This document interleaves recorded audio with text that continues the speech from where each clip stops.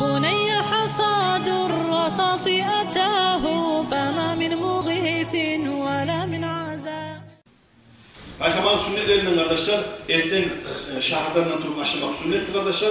Şahırdan vaktisi bile geçe 12'den sonra çok sünnet vaktiye gelir. Şahırdan da baykazdan.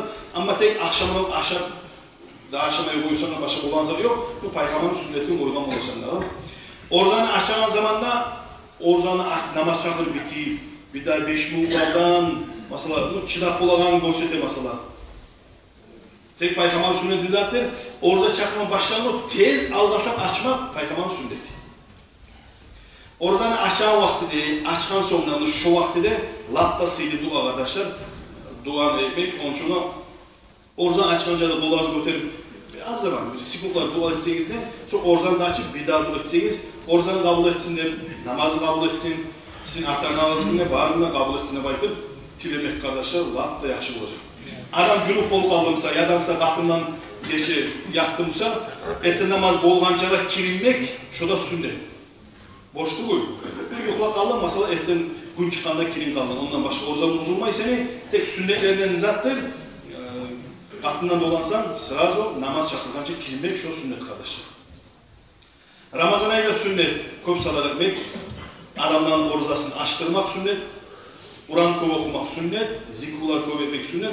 Kasokta hatta umuruna köp şu yaxşılar etmek kardeşler barısında şurada sünnet çıkar. Bek maqtalınızlar. Onun için biz yılla bitkenin şu Ramazan ayı biz ne ederiz? Allah'ın haklarımızı büyüye yetişmiyor için biz meclis görüp koyalım. Şurada şu şeriatta göre olacak. Hani onlar Peygamber Aleyhisselatü Vesselam'ın vaktisinde tüyelerinden kalk olmayacak tüyeleri. Peygamber ne ayet olan tüye saklama yarayım degen zamanda yaray sen onu sadakasını çıkarsan. Sadakasını çık ola zamanda Allah da su içen yeri bu.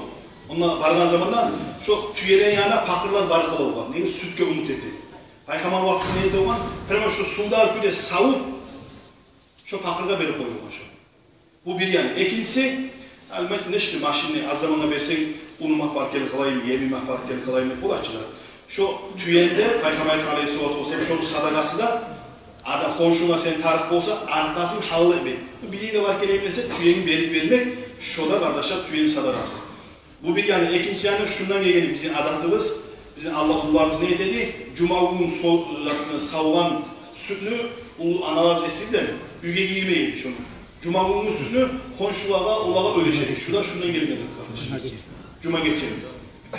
Cuma geçelim olur. Cuma günü erten de olaydı olay. Esteğin zamanı. Cuma günü akşamın zamanında.